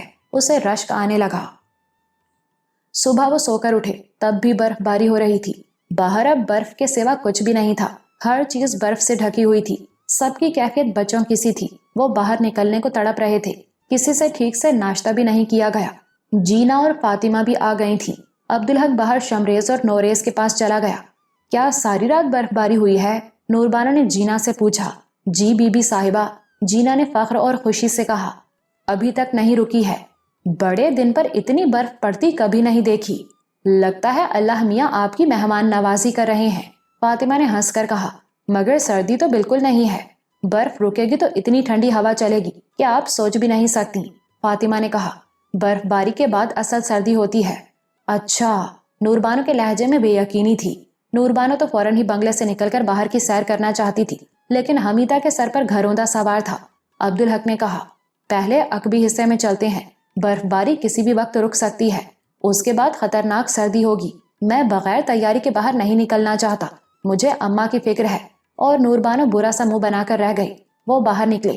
حمیدہ ارجمند کو لے کر اس طرف گئی جہاں رات وہ گھروندا بنانے کی ناکام کوشش کرتی رہی تھی۔ اس نے بڑے خوشی و خضوع سے بسم اللہ پڑھی اور بیٹھ گئی۔ اس نے برف کو چھوا، لیکن اس کے انداز میں بڑی بے یقینی تھی۔ عبدالحق نے کیمرہ سنبھال لیا تھا۔ اس بار گھروندا گرا نہیں، قائم رہا۔ حمیدہ کی بوڑھی آنکھوں میں ایسی چمک ابھری جو عبدالحق نے برسوں سے نہیں دیکھی تھی۔ میرا گھروندا بن گیا، تیرا شکر ہے ربا، حمیدہ نے آسمان کی طرف سر اٹھاتے ہوئے کہا۔ ارجمند بھی بچوں کی طرح تالیاں بجا رہی تھی، نوربانو بھی مسکرا رہی تھی۔ پھر وہ بھی گھروندا بنانے بیٹھ گئی۔ حمیدہ دوسرا گھروندا بنانے لگی۔ لگتا تھا کہ اس کا دل ابھی نہیں بھرا ہے۔ پھر اچانک ہی حمیدہ کو شدید سردی کا احساس ہوا، اس کا جسم کپ کپانے لگا۔ نوربانو اور ارجمند پہلے کسی بے فکری کے ساتھ اپنے اپنے گھروندے میں لگی ہوئی تھی۔ پتر، مجھے تو بڑی ٹھنڈ لگ رہی ہے، حمیدہ نے کپ کپاتی آواز میں عبدالحق سے کہا۔ عبدالحق نے اسے غور سے دیکھا، اس کا جسم لرز رہا تھا۔ یہ ایک دم سے کیا ہوا اماں؟ اس نے پرتشویش لہجے میں پوچھا۔ اچانک ہی اسے احساس ہوا کہ برف باری رک گئی ہے۔ برف باری کب رکی اس کا اسے احساس ہی نہیں ہوا تھا۔ وہ تو ان لوگوں کو دیکھنے اور تصویریں بنانے میں منہمک تھا۔ برف باری رک گئی ہے، آپ لوگ جلدی سے اندر آ جائیں، میں اماں کو لے کر جا رہا ہوں، اس نے کہا اور تیزی سے حمیدہ کو گود میں لے کر گھر کی طرف دوڑنے لگا۔ نوربانو اور ارجمند نے چونک کر دیکھا تو وہ احتجاج کرتی ہوئی حمیدہ کو گود میں لیے بنگلے کی طرف دوڑتا نظر آیا۔ یہ انہیں کیا ہو گیا اچانک؟ نوربانو بڑبڑائی۔ وہ کہہ رہے تھے کہ برف باری رک گئی ہے، ارجمند نے کہا، لیکن ابھی وہ محض لفظ تھے، ان کی معنویت اس کے دماغ تک نہیں پہنچی تھی۔ پھر اسے یاد آیا تو اس نے اضافہ کیا، اور آپی، اس سے پہلے دادی اماں نے کہا تھا کہ انہیں سردی لگ رہی ہے۔ نوربانو نے ادھر ادھر دیکھا اور بولی، ارے واقعی یہ برف باری کب رکی؟ اس بار ارجمند کو احساس ہوا کہ برف باری رک گئی ہے۔ معلوم نہیں آپی، مجھے تو پتہ بھی نہیں چلا، اور اب مجھے سردی لگ رہی ہے۔ لگ تو مجھے بھی رہی ہے، لیکن اماں نے اتنا شور کیوں مچا دیا؟ अम्मा बूढ़ी और कमजोर है ना आपी, अर्जुमंद ने उसे समझाया। अब अंदर चलें आपी, आगा जी कहकर गए हैं। ये घरौंदा मुकम्मल कर लें फिर चलते हैं। लेकिन घरौंदा मुकम्मल होते होते उन दोनों को भी बाकायदा सर्दी लगने लगी। वो अंदर पहुंची तो हमीदा कंबल में लिपटी बैठी थी और अब्दुल्ला उसे कॉफी की प्याली दे रहा था जो उसने खुद बनाई थी। इसे गरम गरम पी लो अम्मा, हमीदा ने पहला घूंट लिया और बुरा सा मुंह बनाकर बोली, ये तो कड़वी जहर है, इसे सर्दी भगाने वाली दवा समझकर पी लो अम्मा। और वाकई कॉफी पीते ही हमीदा ने कंबल उतार फेंका। ये तो बड़े काम की चीज है पुत्र, अब्दुल हक मुस्कुरा दिया। अब बाहर चले ना, नूरबानो ने अब्दुल हक से कहा। अब ये खतरनाक सर्दी है, अब्दुल हक बोला। पूरी तैयारी से निकलना होगा, गर्म कपड़ों और तमाम लवाजमात के साथ तैयार हो जाओ। वो सब तैयार होने लगे। स्वेटर, जैकेट और जैकेट पर चेस्टर, कानों पर ऊनी मफलर लपेटे गए और सरों पर ऊनी टोपियां, हाथों में चमड़े के दस्ताने। ये सब कुछ शमरेज की हिदायत के मुताबिक था। पहली बार मुझे एहसास हो रहा है कि मैं बहुत मोटी हूँ, नूरबानो ने हंसते हुए कहा। लेकिन हमीदा ने बड़ी संजीदगी से कहा, पुत्र मैं बैल तो नहीं हूँ कि ये बोझ उठा सकूं। अब्दुल हक ने हैरत से उसे देखा। क्या कह रही हो अम्मा? मैं तो इस हाल में 2 कदम भी नहीं चल सकती पुत्र, तुम लोग जाओ, मैं यहीं रुकूंगी। तो ये लोग चली जाएं, मैं तुम्हारे साथ रुकूंगा अम्मा, अब्दुल हक ने कहा। तो क्या हम अकेली जाएंगी? नूरबानो ने उस पर आंखें निकाली। अकेली क्यों, नोरेज और जीना जाएंगे तुम्हारे साथ। ना पुत्र, तू इन लोगों के साथ जा, हमीदा ने जल्दी से कहा। तुम्हें अकेला छोड़कर? मेरे साथ ये जीना और फातिमा है ना, तू मेरी फिक्र ना कर। अब्दुल हक का दिल नहीं मान रहा था, लेकिन इनकार मुमकिन नहीं था। आओ चलें, उसने नूरबानो और अर्जुमंद से कहा। शमरेज ने नोरेज को उनके साथ कर दिया था। पहले तो उन्होंने माल रोड का रुख किया, वहां खासी रौनक थी। उन्होंने एक दुकान से चूड़ियां खरीदी, फिर वो इधर उधर घूमते फिरे। एक दुकान से अब्दुल हक ने ड्राई फ्रूट खरीदे। घर में बैठकर खाएंगे, उसने कहा। अर्जुमंद को कोई चीज रह रहकर सता रही थी। अंदर जैसे कोई तकलीफ थी और इसका ताल्लुक किसी ऐसी चीज से था जो वो देख रही थी। कुछ देर वो जहन पर जोर देती रही, उसकी समझ में कुछ नहीं आ रहा था। फिर बात समझ में आ गई, उसे दुख होने लगा।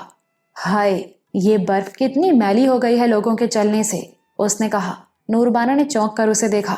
वाकई मुझे भी बुरा लग रहा था, लेकिन समझ में नहीं आ रहा था कि बात क्या है। कितनी पाक साफ, कितनी सफेद बर्फ थी, अर्जुमंद ने आजर्दगी से कहा।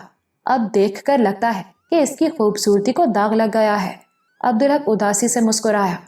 अल्लाह इंसान को ऐसे ही पाक साफ, शफाफ और बेदाग रूह देकर भेजते हैं दुनिया में, और वो यहाँ इसे मैला और दागदार कर लेता है। इसी का तो जवाब देना पड़ेगा कयामत के दिन। आप भी बस फलसफा शुरू कर देते हैं, नूरबानो ने लाड से कहा। इन दोनों बातों का क्या ताल्लुक आपस में? महसूस करने की बात है, अब्दुल हक ने बुरा मनाए बगैर कहा। अर्जुमंद ने इसे महसूस भी किया था और इस नुक्ते पर गौर भी कर रही थी।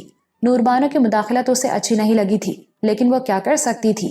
ये कैसे महसूस किया आपने? नूरबानो ने अब्दुल हक से पूछा। देखो ना, आदमी तो खाक का पुतला है, सो उसका जिस्म जमीन पर फलता फूलता है, बढ़ता है, लेकिन रूह तो आसमानों की चीज है। कैसे? गौर किया करो, सोचा करो। आदमी मरता है तो उसका जिस्म तो मिट्टी में दबा दिया जाता है, लेकिन रूह आसमान पर परवास कर जाती है। अब सोचो, जिंदगी क्या है और रूह क्या है? जिंदगी रूह के दम से है। रूह करंट है, बैटरी है, जिसे हम जिंदगी कहते हैं। मौत अल्लाह के हुक्म से उसके मुकर्रर करदा वक्त पर रूह कब्ज कर लेने का नाम है। रूह निकल जाती है तो जिस्म बेजान हो जाता है। कभी बैटरी से चलने वाली मोटर नहीं देखी? बैटरी निकाल लो तो मोटर रुक जाती है। रूह तवानाई है, वो इस दुनिया की जमीन की चीज नहीं, वो तो अल्लाह की अमानत है। जिंदगी की कामयाबी ये है कि अल्लाह रूह वापिस ले तो वो वैसी ही पाक साफ हो जैसी अल्लाह ने दी थी। लेकिन ये तो मुमकिन नहीं, अर्जुमंद ने कहा। ठीक कहती हो, ये मैली बर्फ हमें यही बताती है, अब्दुल हक ने गहरी सांस लेकर कहा। लेकिन अल्लाह गफूर रहीम है, सब कुछ जानता है, वो हमारी फितरत से वाकिफ है, और ये दुनिया भी उसी की बनाई हुई आजमाइश है। रूह जैसी अल्लाह ने दी वैसी तो शायद सिर्फ पैगंबर ही वापस करते होंगे। आम बंदे तो आलूदा होते ही हैं, तो अल्लाह ने उनके लिए नरमी भी यकीनन रखी है। वो तो बहुत बख्शने वाला है, समंदर के झाग जितने गुनाह भी बख्श दे, लेकिन जिन्होंने शिर्क की और उससे बगावत की, उन्हें वो नहीं बख्शेगा। शायद यही 2 चीजें रूह को सबसे ज्यादा आलूदा करती होंगी, अर्जुमंद सोच रही थी। یہ آغا جی کیسے آدمی ہیں، کیسے مختلف انداز میں سوچتے ہیں اور کتنا اچھا سوچتے ہیں۔ شاید یہی وجہ ہے کہ ان کا عمل بھی اچھا ہوتا ہے۔ اس وقت اس کی سمجھ میں ایک بات آئی جو اسے بہت اہم لگی۔ انسان کی سوچ بہت اہم ہوتی ہے کیونکہ وہ اس کے عمل کی بنیاد ہوتی ہے۔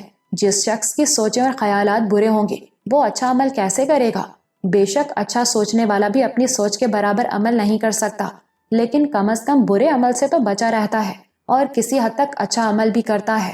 اس نے سمجھ لیا کہ آدمی کو اپنی سوچوں پر نظر رکھنی چاہیے اور کوشش کرنی چاہیے کہ اس کی سوچیں درست ہوں۔ لیکن آغا جی، اس برف میں اور آدمی میں کچھ فرق بھی تو ہے، اس نے عبدالحق سے کہا۔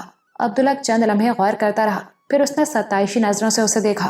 تم ٹھیک کہہ رہی ہو، اس نے کہا، فرق تو بڑا ہے۔ برف تو مجبور ہے، اپنی مرضی سے میلی نہیں ہو رہی ہے۔ انسان بے شک برف کی طرح دوسرے لوگوں سے، اپنے گرد و پیش اور اپنے ماحول سے بھی متاثر ہوتا ہے، لیکن زیادہ بڑا نقصان اسے اپنی نفسانی خواہشوں سے ہوتا ہے، جبکہ اسے مزاحمت کا اختیار بھی دیا گیا ہے۔ اسی لیے تو اسے جواب دہی کرنی ہے، اسی لیے تو جزا اور سزا ہے۔ سنتے سنتے ارجمند کی نظر اچانک ایک چیز پر پڑی اور وہ خوشی سے چلائی، وہ دیکھیں! ارے واہ! عبدالحق اور نور بانو نے اشارے کی سمت دیکھا۔ ایک ٹیلے پر 4-5 بچے برف سے مجسمے بنا رہے تھے۔ مجسمہ تقریباً مکمل ہو چکا تھا۔ عبدالحق سحر زدہ سا اسے تکنے لگا۔ نور بانو نے سکون کی سانس لی۔ اس خشک موضوع سے چھٹکارا مل رہا تھا جو اس کے لیے محض کوفت کا سبب تھا۔ اسے ارجمند پر حیرت ہو رہی تھی کہ وہ اس میں کیسے دلچسپی لے رہی تھی، بلکہ سچ تو یہ ہے کہ بات اسی کی وجہ سے بڑھی تھی۔ وہ تینوں بچوں کی طرف بڑھ گئے جو اپنے مجسمے میں منہمک تھے۔ وہ دیکھتے رہے۔ کل تو گھروندا بھی نہیں بن رہا تھا اور آج یہ اتنا بڑا مجسمہ! وہ بڑبڑائی۔ اب برف سخت ہو گئی ہے نا؟ عبدالحق نے کہا۔ مجھے یاد ہے، آپ نے کل کہی تھی یہ بات، ارجمند بولی۔ بچوں کو ان کی موجودگی کا احساس ہو گیا تھا۔ وہ ان کی طرف متوجہ ہوئے۔ ان کی نگاہوں میں فخر تھا۔ یہ کیا بنا رہے ہو؟ نور بانو نے ان سے پوچھا۔ یہ سنو مین ہے، ایک بچے نے جواب دیا۔ نور بانو کی سمجھ میں نہیں آیا۔ عبدالحق نے اس کے کان میں کہا، یہ انگریزی میں کہہ رہے ہیں برف آدمی۔ یہ برف آدمی کیا ہوتا ہے؟ میں نے تو ترجمہ کیا ہے، عبدالحق نے ہنستے ہوئے کہا۔ اس کا مطلب ہے برف کا آدمی۔ ارجمند ان کی باتوں سے بے خبر بچوں کے ساتھ شامل ہو گئی تھی۔ مجسمہ مکمل ہو گیا تو ایک بچے نے انگلی سے اس کے سینے پر سنو مین لکھ دیا۔ پھر وہ سب تالیاں بجانے لگے۔ وہ چاروں بھی آگے بڑھ گئے۔ کچھ دیر وہ ایک گہری کھائی کے کنارے پر کھڑے نیچے دیکھتے رہے۔ وہاں کوئی چلنے والا نہیں تھا، اس لیے وہاں برف ویسی ہی سفید اور پاکیزہ تھی جیسے آسمان سے برسی تھی۔ اللہ جسے چاہے محفوظ کر دے، جسے چاہے بچا لے، عبدالحق نے خود کلامی کے انداز میں کہا۔ نور بانو کی سمجھ میں یہ بات بھی نہیں آئی، لیکن بات بڑھ جانے کے ڈر سے اس نے وضاحت نہیں چاہی، اور ارجمند اس بات کو پوری طرح سمجھ گئی تھی۔ اسے کسی وضاحت کی ضرورت ہی نہیں تھی۔ ذرا دیر بعد ارجمند نے کہا، آغا جی اب گھر چلیں؟ کیوں، بھوک لگ رہی ہے؟ عبدالحق نے پوچھا۔ واقعی بہت زور کی بھوک لگ رہی ہے، نور بانو نے جلدی سے کہا۔ دادی اماں نہیں آئی نا؟ تو ہم انہیں وہاں باہر لے کر چلیں گے اور ان کے لیے سنو مین بنائیں گے، ارجمند نے جواب دیا۔ پتہ بھی ہے کہ سنو مین کیا ہوتا ہے؟ نور بانو نے جیسے اسے چیلنج کیا۔ جی آپی، آغا جی نے مجھے انگریزی پڑھائی ہے نا، اس لیے مجھے معلوم ہے، ارجمند نے سادگی سے کہا۔ انہوں نے کھانا کھایا، نماز پڑھی، کچھ دیر آرام کیا اور پھر بنگلے کے عقبی حصے میں نکل گئے۔ حمیدہ جانا نہیں چاہتی تھی، لیکن ارجمند کی ضد کے سامنے اسے ہار ماننا پڑی۔ پر اس کی ضرورت کیا ہے نکی؟ حمیدہ نے نکلتے نکلتے بھی احتجاج کیا۔ بہت زیادہ گرم کپڑوں کے بوجھ کی وجہ سے اسے قدم اٹھانا بھی دوبھر ہو رہا تھا۔ ضرورت ہے دادی اماں، ارجمند نے ایک ایک لفظ پر زور دے کر کہا۔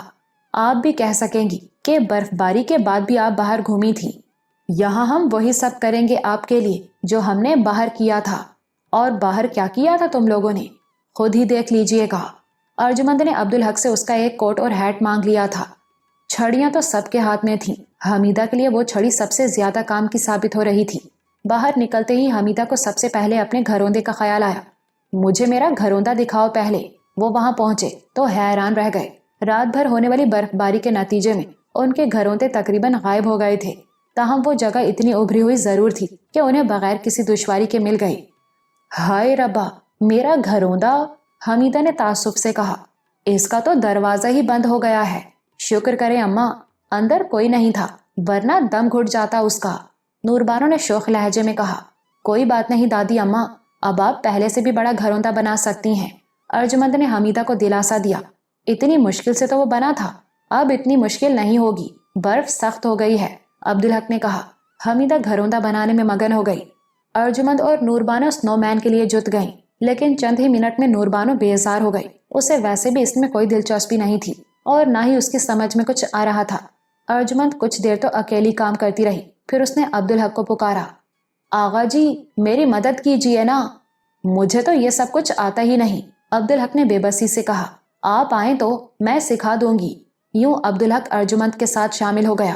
آپ اس کی ایک ٹانگ بنائیں آغا جی۔ سنو مین کی وہ نامکمل ٹانگ نوربانو کی بنائی ہوئی تھی، اور جس ٹانگ پر ارجمند کام کر رہی تھی اس کے مقابلے میں بہت بے ڈھنگی تھی۔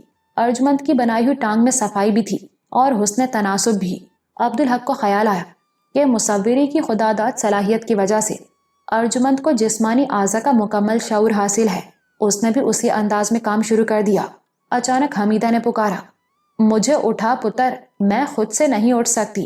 عبدالحق نے سر گھما کر اسے دیکھا۔ وہ گھروندا بنا چکی تھی اور ہاتھوں کے زور پر اٹھنے کی کوشش کر رہی تھی۔ تو ابھی بیٹھی رہو اماں، کھڑی ہوگی تو تھک جاؤ گی، عبدالحق نے کہا۔ حمیدہ نے ان کی مصروفیت کو دیکھا۔ یہ تم دونوں کیا بنا رہے ہو، ڈنڈے؟ ارجمند ہنسنے لگی۔ دیکھتی رہیں دادی اماں۔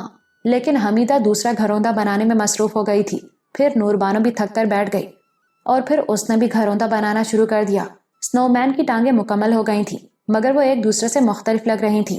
عبدالحق نے یہ بات ارجمند سے کہی تو اس نے کہا، آپ فکر نہ کریں آغا جی، میں ابھی ٹھیک کر دیتی ہوں۔ اور واقعی ذرا دیر میں دونوں ٹانگیں ایک سی لگنے لگیں۔ اب میں آگے تمہاری مدد نہیں کر سکوں گا، عبدالحق نے کہا۔ ایک مدد تو کر سکتے ہیں، میرے لیے برف اکٹھی کر دیں یہاں۔ عبدالحق ادھر ادھر سے برف لا کر وہاں ڈھیر کرنے لگا۔ پھر اسے ایک اور خیال آیا، لیکن تمہارا ہاتھ اوپر کیسے جائے گا؟ اس نے کہا۔ ہاں آغا جی، یہ تو ہے، چلو یہ مسئلہ بھی حل کرتے ہیں، عبدالحق نے کہا اور بنگلے کی طرف چل دیا۔ وہ بنگلے میں داخل ہوا۔ اسی وقت شمریز اور نوریز بھی وہاں آ گئے۔ کیا بات ہے سر؟ شمریز نے پوچھا۔ کرسی لے جانے کے لیے آیا ہوں۔ ہم سے غلطی ہو گئی سر، ہمیں اس بات کا خیال رکھنا چاہیے تھا۔ آپ فکر نہ کریں، ہم پہنچا دیں گے۔ عبدالحق نے سوچا باہر کافی کی ضرورت ہے۔ وہ کافی بنانے میں مصروف ہو گیا۔ تھرماس میں کافی بھر کر وہ باہر نکلا تو شمریز واپس آتا نظر آیا۔ اور کوئی حکم سر جی؟ پیالیاں لے آؤ اندر سے۔ باہر نقشہ بدلا ہوا تھا۔ شمریز اور نوریز نے 6 کرسیاں وہاں پہنچا دی تھیں اور فاطمہ اور جینا نے دور دور سے لا کر برف کا ڈھیر لگا دیا تھا۔ یہی نہیں، سنو مین کا اوپری دھڑ مکمل ہو چکا تھا۔ ارجمند کرسی پر کھڑی ہو کر اب اس کے چہرے پر کام کر رہی تھی۔ حمیدہ اور نوربانو کرسی پر بیٹھی تماشا دیکھ رہی تھی۔ عبدالحق کے آتے ہی جینا بنگلے کی طرف دوڑ گئی۔ فاطمہ، شمریز اور نوریز سرونٹ کوارٹر کی طرف چلے گئے۔ شمریز نے پیالیاں لا کر ایک خالی کرسی پر رکھ دی تھیں۔ سنو مین کو دیکھ کر عبدالحق کافی کو بھول گیا۔ ارجمند کا تناسب اعضاء کا شعور واقعی غیر معمولی تھا۔ اوپری دھڑ اور ٹانگوں کے درمیان کا تناسب کمال کا تھا، اور ارجمند نے اس کے کندھوں پر چیسٹر ڈال کر تمام بٹن بند کر دیے تھے، اور اب وہ گردن پر کام کر رہی تھی۔ عبدالحق نے سوچا، اچھا ہوا کہ میں نے کوٹ کے بجائے چیسٹر دیا۔ اس قد و قامت کے ساتھ اس کا کوٹ تو سنو مین کے لیے محض ایک تنگ سی واسکٹ ہی ثابت ہوتا۔ ارجمند سنو مین کی گردن بنا چکی تھی اور اس کے چہرے پر کام کر رہی تھی۔ اب مشکل مرحلہ ہے، عبدالحق نے سوچا۔ چہرے کے قد و خال کے تناسب کا خیال رکھنا آسان نہیں ہے۔ جینا آئی اور ایک ٹرے دوسری خالی کرسی پر رکھ کر واپس چلی گئی۔ ٹرے میں بڑی پلیٹ پر ابلے ہوئے انڈے تھے، لیکن کسی کو پتہ نہیں چلا۔ وہ سب سحرزدہ سے ارجمند کے متحرک ہاتھوں کو دیکھ رہے تھے۔ پھر چہرہ بھی مکمل ہو گیا۔ ارجمند نے سنو مین کے سر پر ہیٹ ترچھا کر کے لگا دیا۔ عبدالحق کی سمجھ میں نہیں آتا تھا کہ وہ کیسے اس کی تعریف کرے۔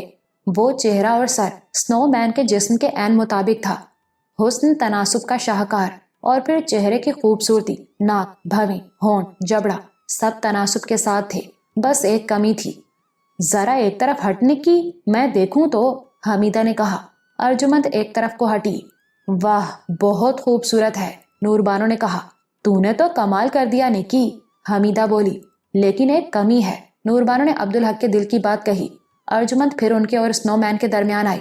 اس نے اپنے کوٹ کی جیب میں ہاتھ ڈال کر کچھ نکالا اور سنو مین کے چہرے پر ہاتھ پھیرا۔ پھر وہ پلٹ کر بولی، مجھے تو کوئی کمی نظر نہیں آتی آپی۔ اس کی آنکھیں، نوربانو جملہ مکمل نہ کر سکی۔ ارجمند ایک دم سے کرسی سے اتر آئی تھی اور سنو مین کا چہرہ سامنے آ گیا تھا۔ ہیٹ کے سائے میں اس کی نیلی آنکھیں تقریباً سیاہ لگ رہی تھیں اور وہ گول آنکھیں نہیں تھیں، بڑی اور بیضوی آنکھیں تھیں۔ وہ سب حیرت سے دیکھ رہے تھے۔ وہ آنکھیں تو سچ مچ کی لگ رہی تھیں۔ یہ آنکھیں تو کہاں سے لائی نکی؟ حمیدہ نے پوچھا۔ نور بانو بھی اسے تجسس بھری نظروں سے دیکھ رہی تھی۔ وہ بندے مجھے آپی نے دلائے تھے نا؟ نور بانو کو یاد آ گیا۔ وہ نیلے نگ والے؟ جی آپی، ابھی میں آتے ہو وہ نگ نکال لائی تھی۔ ان کی ساخت آنکھوں جیسی ہے نا؟ ہاں۔ عبدالحق کو کافی اور انڈوں کا خیال آ گیا تھا۔ اس نے پیالیوں میں کافیوں ڈیلی۔ یہ لیں، سردی دور کریں، پھر میں اس سنو مین کے ساتھ آپ سب کی تصویریں بناؤں گا۔ لاہور واپسی کے بعد زندگی ویسے ہی جاری ہو گئی تھی۔ وہی معمولات، وہی روز و شب۔ ارجمند کو مری میں گزارے ہوئے وہ 3 دن بالکل الگ سے لگتے تھے، جیسے کسی طویل کہانی میں غلطی سے کسی اور کہانی کا ایک ورق شامل ہو گیا ہو۔ لیکن ایک بہت بڑا فرق پڑا تھا۔ مصوری کا شوق پھر سے زندہ ہو گیا تھا۔ پھوپھا کی دی ہوئی اسکیچ بک نکالنے کی تو اس میں ہمت نہیں تھی۔ اس نے عبدالحق سے کہا تو اسے نئی اسکیچ بک مل گئی۔ مری کے وہ منظر اس کے لیے خواب جیسے تھے۔ وہ آنکھیں بند کرتی تو کوئی منظر جزیات سمیت اس کے تصور میں تازہ ہو جاتا، اور وہ سنو مین اسے یاد تھا۔ بنگلے کی کھڑکی سے اس نے دیکھا تو ایسا لگا جیسے وہ سچ مچ کا کوئی آدمی ہے جو تنہا برف باری میں گھر گیا ہے۔ دور دور تک کوئی ایسی جگہ نہیں جہاں اسے پناہ مل سکے، بلکہ اسے تو اس کے چہرے پر بے چارگی کا تاثر بھی نظر آ رہا تھا۔ واپس نکلنے تک وہ بار بار اس سنو مین کو دیکھتی رہی۔ اس میں کوئی جادو تھا۔ دور سے دیکھنے پر وہ بہت لمبا اونچا نہیں بلکہ ایک عام آدمی دکھائی دیتا تھا، اور جیسے وہ کوئی آئینہ تھا۔ وہ جس باطنی کیفیت میں اسے دیکھتی اس کا عکس اس کے چہرے پر نظر آتا۔ وہ خوش ہوتی تو وہ مسکرا رہا ہوتا، وہ خود کو تنہا محسوس کرتی تو وہ اسے خوفزدہ دکھائی دیتا، اس کے دل میں دبی ہوئی محبت سر اٹھانے کی کوشش کرتی تو وہ عبدالحق بن جاتا۔ وہ بے روح تھا، لیکن شاید دیکھنے والے کی روح کا ایک حصہ وقتی طور پر مستعار لے لیتا تھا۔ اس میں شاید انسانی باطن کے تمام رنگ تھے۔ ارجمند حیران تھی۔ وہ لاہور میں رہتی تھی، جو شہر تھا وہاں انسانوں کی بنائی ہوئی عمارتیں تھیں، بہت قدیم بھی اور جدید بھی۔ وہاں تاریخی عمارتیں بھی تھیں جو یادگار کی حیثیت رکھتی تھیں، بنگلے بھی تھے اور غریبوں کی جھونپڑیاں اور کچے مکان بھی۔ انہیں دیکھ کر اللہ کا خیال نہیں آتا تھا، ایسے لگتا تھا کہ یہ سب انسانوں نے بنایا ہے۔ لیکن پھر اس نے 2 انتہائیں دیکھیں۔ پہلے وہ حق نگر گئی تھی۔ سفر کے دوران صحرا دیکھ کر وہ بہت حیران، بہت مروب ہوئی تھی۔ وہ تو لامتناہی تھا، جہاں وہ نظر کی حد سے باہر نکلتا تو آسمان سے مل کر بے قرار ہو جاتا، اور پھر ریت کے ڈیزائن جیسے ایک خوبصورت اور مرتب نمونے کی در اللہ میاں نے بچھا دی تھی۔ کہیں کوئی شکن نہیں تھی اور کہیں ڈیزائن میں کوئی فرق نہیں تھا۔ ارجمند مصوری کرتی تھی، سوچ جانتی تھی کہ تصویر چھوٹی ہو تو غلطیوں کو چھپا لیتی ہے، اسے بڑا کرو تو چھوٹی چھوٹی غلطیاں بھی نمایاں ہو کر نظر آنے لگتی ہیں۔ لیکن صحرا تو جیسے آسمان کی اونچائی تک کے میلوں چوڑے کینوس پر بنی بہت بہت بڑی تصویر تھا، اور باریک بینی سے دیکھنے پر بھی اس میں کہیں کوئی فرق نظر نہیں آتا تھا۔ اسے دیکھ کر دل پر اللہ کی ہیبت طاری ہوتی تھی۔ پھر اس نے پہاڑ دیکھا۔ سفر کے دوران اس نے سوچا، پہاڑ پر بہت سے لوگ کیسے رہتے ہوں گے؟ اتنی تو جگہ بھی نظر نہیں آتی۔ بلکہ پہاڑی چوٹی کے بارے میں تو وہ سوچتی تھی کہ وہاں تو مشکل سے ایک آدمی کے کھڑے ہونے کی جگہ ہے، لیکن اوپر جا کر اس نے دیکھا کہ وہاں بھی زمین میدان کی طرح ہموار اور وسیع ہے۔ مکان اور بنگلے ہیں، سڑکیں اور راستے ہیں، لوگ چلتے پھرتے ہیں۔ وہ لڑھکتے بھی نہیں، ایک طرف جھکتے بھی نہیں، جیسا کہ سفر کے دوران وہ سوچتی رہی تھی۔ بلکہ اگر اسے یقینی طور پر معلوم نہ ہوتا کہ وہ پہاڑ پر ہے تو شاید وہ کبھی یہ بات تسلیم بھی نہ کر پاتی۔ تو ان دونوں مقامات نے اسے اللہ کی بے پناہ قدرت کا احساس دلایا، اور اس بے بسی کا بھی کہ اللہ کی قدرت کو کوئی سمجھ بھی نہیں سکتا۔ قرآن سے اس کا تعلق اور گہرا ہو گیا، اور مصوری کا شوق بھی جاگ اٹھا۔ اب اس شوق کا مرکز قدرتی مناظر تھے۔